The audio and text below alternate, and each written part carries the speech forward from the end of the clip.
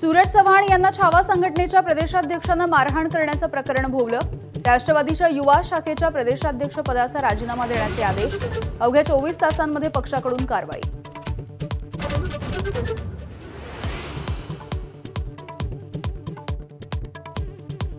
सूरज चव्हाण यांच्यासह 12 जणांवरती गुन्हा दाखल। सूरज चव्हाणने केलेल्या मारहाणीच्या नंतर पक्षश्रेष्ठी संतापले।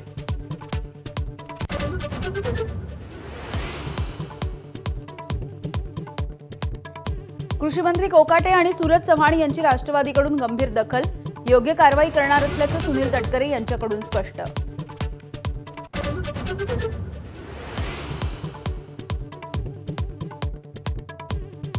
दोन 2006 मधील मुंबई उपनगरीय लोकलमधील स्फोटांच्या तपासाला मोठा धक्का।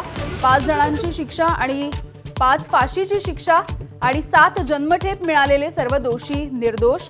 सत्र न्यायालयाचा निर्णय उच्च न्यायालयाकडून रद्द। बॉम्ब बंदुका नकाशे असे पुरावे गोळा करण्यामध्ये सरकारी पक्ष अपयशी। स्फोटांसाठी वापरलेल्या बॉम्बचा प्रकार शोधण्यातही सरकारला अपयश। निकाल देताना कोर्टाचं निरीक्षण। शिवसेनेचे 4 तरुण खासदार हनी ट्रॅपमुळे फुटले। खासदार संजय राऊत यांचा गंभीर आरोप। गिरीश महाजन आणि प्रफुल्ल लोढा यांचा फोटो राऊतांकडून ट्विट। सीबीआय चौकशीची मागणी।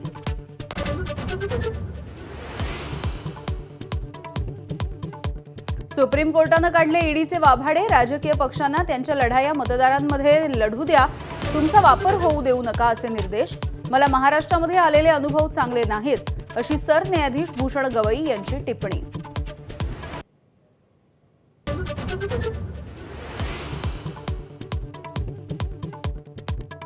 पहलगाम आणि ऑपरेशन सिंदूरच्या मुद्द्यावरून लोकसभेचं कामकाज 2 वेळा तहकूब।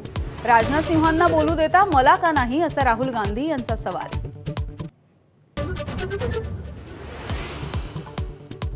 मुंबईमध्ये मुसळधार पावसामुळे एअर इंडियाचं विमान रनवेवरून घसरलं। कोचीवरून आलेलं विमान लँडिंग करताना दुर्घटना, पण विमान आणि प्रवासी सारे सुखरूप।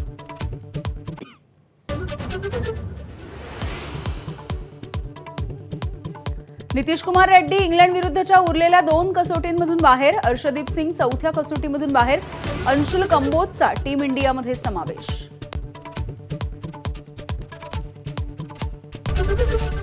एबीपी माझा, उघडा डोळे बघा नीट।